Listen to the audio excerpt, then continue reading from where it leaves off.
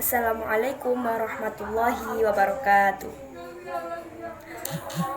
Perkenalkan, kami dari kelompok 8 yang beranggotakan saya, Cindy Siti Nihaya dengan NIM 21201041165. Juga ada dua rekan saya, yaitu Salsabila Talita Rosyadi dengan NIM 2010169, dan juga ada Miftahul Jannah dengan NIM 2010175. Nah, dalam presentasi kali ini kami akan membahas bagaimana pandangan Fakhruddin Ar-Razi mengenai jiwa. Dalam sebab kali ini kita akan membahas yang pertama, yaitu biografi Fakhruddin Ar-Razi, selanjutnya tentang psikologi, dan yang terakhir pandangan Fakhruddin Ar-Razi terhadap jiwa. Kita membahas bagaimana itu pandangan Fakhruddin Ar-Razi terhadap jiwa. Alangkah baiknya kita itu mengenal terlebih dahulu siapa itu Fakhruddin Ar-Razi. Jadi sebelum kita mengarah ke pemikiran beliau, lebih baik kita sedikit mengenal bagaimana itu beliau, seperti itu ya. Sini saya akan pada slide selanjutnya kita akan membahas tentang bagaimana biografi Fakhruddin Ar-Razi. Hanya sekilas. Fakhruddin Ar-Razi memiliki nama panjang, nama asli, yaitu Abu Abdullah Muhammad bin Umar bin Husain bin Hasan bin Ali At-Taimi Al-Bakri. Beliau lahir di Iran pada tahun 544 Hijriah atau 1150 Masehi.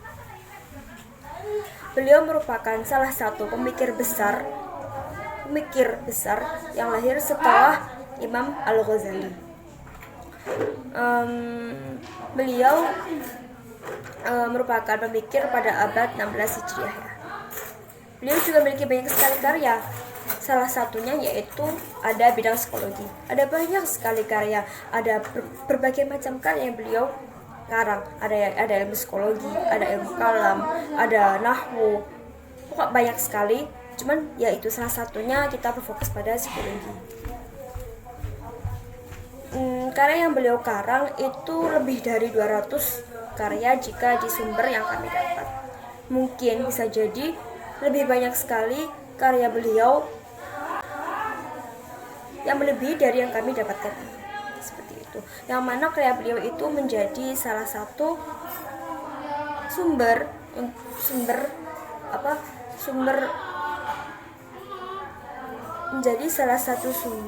pengetahuan di zaman sekarang. Nah, untuk selanjutnya yaitu psikologi dan juga bagaimana pandangan beliau terhadap jiwa akan dibahas oleh rekan-rekan saya. Terima kasih. Materi yang kedua yaitu tentang psikologi Islam. Psikologi Islam adalah sebuah kajian yang baru dikembangkan di awal tahun 60-an. Kajian ini bermula dari usaha Dr. Zakia Derajat yang mulai mengenalkan psikologi dari tinjauan agama, namun baru pada tahun 1994. Melalui simposium nasional, para peminat psikologi Islam akhirnya dikumpulkan dan muncullah kesepakatan untuk menanamkan pengetahuan baru tersebut dengan nama psikologi Islam, yang sebelumnya banyak sekali namanya seperti psikologi Qurani, psikologi tasawuf, dan lain sebagainya. Kemudian ada pendapat lain dari Dr. Zakia Derajat mengenai psikologi Islam. Psikologi Islam adalah ilmu yang berbicara tentang manusia, terutama kepribadian manusia yang bersifat filsafat, teori, metodologi, dan pendekatan problem dengan didasari sumber formal Islam, yaitu Al-Quran dan Hadis, akal, indera, dan intuisi. Kemudian periode psikologi Islam dibagi menjadi dua. Yang pertama, periode klasik.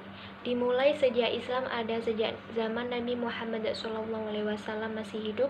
Pada perkembangannya, kajian ini membahas tentang jiwa atau nafs, terpecah menjadi dua kelompok utama, yakni kelompok pertama pada periode ini berlangsung dari zaman kenabian hingga Daulah Umayyah atau yang biasa disebut dengan generasi ulama awal yang membahas tentang jiwa yang bersumber dari Al-Quran dan Hadis. Kemudian kelompok kedua muncul pada periode kekuasaan Daulah Abbasiyah. Mereka melakukan gerakan penterjemahan, mengomentari, memperkaya filsafat Yunani.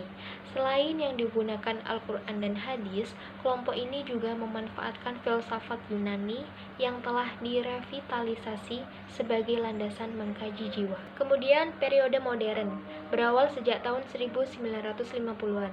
Di Amerika muncul gerakan psikologi Islam.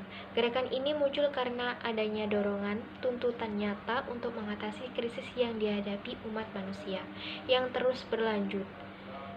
Psikologi Islam terus mendapatkan perhatian hingga pada tahun 1978 yang diadakan di Symposium on Psychology and Islam dari Riyadh, Arab Saudi. The International Institute of Islamic Thought atau ITT merupakan sebuah lembaga kajian yang berpusat di Washington, Amerika, yang mengkhususkan diri dalam islamisasi ilmu dalam konferensinya di Pakistan pada tahun 1985 yang khusus merekomendasikan menggali gagasan-gagasan psikologi yang terkandung dalam Al-Quran. Dan ruang lingkup psikologi Islam. Kajian psikologi secara umum adalah mengkaji perilaku manusia. Namun, secara khusus kajian psikologi Islam memiliki ciri khas yang tidak dimiliki aliran psikologi lainnya.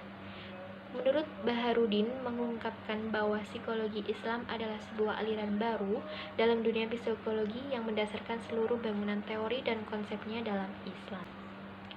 Kemudian ciri-ciri psikologi Islam dibagi menjadi 3. Yang pertama, kajian masalah keislaman, di mana psikologi ini dibangun dengan corak atau memiliki pola pikir sebagaimana yang berlaku di tradisi keilmuan dalam Islam. Yang kedua, aspek dan kejiwaan manusia, yang mana aspek kejiwaan ini berupa al-ruh, al-nafs, al-qalb, al-akhl, al-domir, al-lub, al-fuad, al-sir, dan al-fitrah. Kemudian yang ketiga yaitu syarat nilai etik, di mana syarat ini berfungsi untuk merangsang kesadaran diri agar mampu membentuk kualitas diri yang lebih sempurna untuk mendapatkan kebahagiaan hidup di dunia maupun di akhirat. Selanjutnya yakni materi ketiga, pandangan Fakhruddin Ar-Razi. Menurut pandangan Fakhruddin Ar-Razi ada 3, yakni yang pertama adalah tabiat jiwa.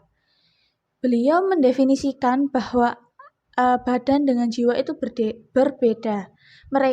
Keduanya terpisah secara esensial. Menurut beliau mengibaratkan anggota badan adalah sebagai perangkat, sedangkan jiwa sebagai alat. Ibarat tukang kayu mengerjakan berbagai pekerjaan dengan perantara berbagai alat. Maka demikian pula jiwa. Ia melihat dengan mata, mendengar dengan telinga, berpikir dengan otak, dan bertindak dengan hati. Oleh karena itu, semua anggota badan itu merupakan alat bagi jiwa. Yang kedua yakni daya jiwa. Beliau berpendapat bahwa jiwa memiliki 3 macam daya, yakni daya tumbuh-tumbuhan, daya hewani, dan daya insani.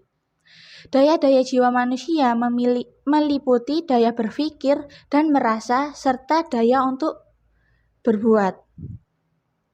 Dan daya-daya inilah yang membuat manusia dapat bergerak dan melakukan berbagai jenis perbuatan. Unsur ini pula yang menjadi penentu dari perbuatan dan tindakan manusia, yang pada akhirnya akan menentukan nilai kemanusiaan pada individu yang bersangkutan. Selanjutnya yang ketiga yakni kesatuan jiwa. Fakhruddin Ar-Razi mengkritik para filosof yang membagi aksi jiwa berdasarkan berbagai daya dan penyadaran setiap aksi secara tajam pada satu daya. Beliau mengatakan bahwa seluruh proses persepsi adalah milik substansi jiwa. Semua aksi adalah milik substansi jiwa dan setiap anggota badan adalah alat jiwa yang sesuai dengan aksinya yang khusus. Sehingga alat jiwa untuk melihat adalah mata, untuk mendengar adalah telinga, dan untuk berbicara adalah mulut. Selanjutnya yakni pembagian jiwa menurut orientasi alam ruh. Terdapat 3 kelompok. Yang pertama adalah kelompok tertinggi. Kelompok tertinggi adalah orang-orang yang mendapat sebutan as-sabiqin atau kaum terdahulu dari Al-Quran. Dan yang kedua adalah kelompok pertengahan. Kelompok pertengahan adalah kelompok orang yang jiwanya oleh Al-Quran disebut dengan orang-orang kanan yang moderat.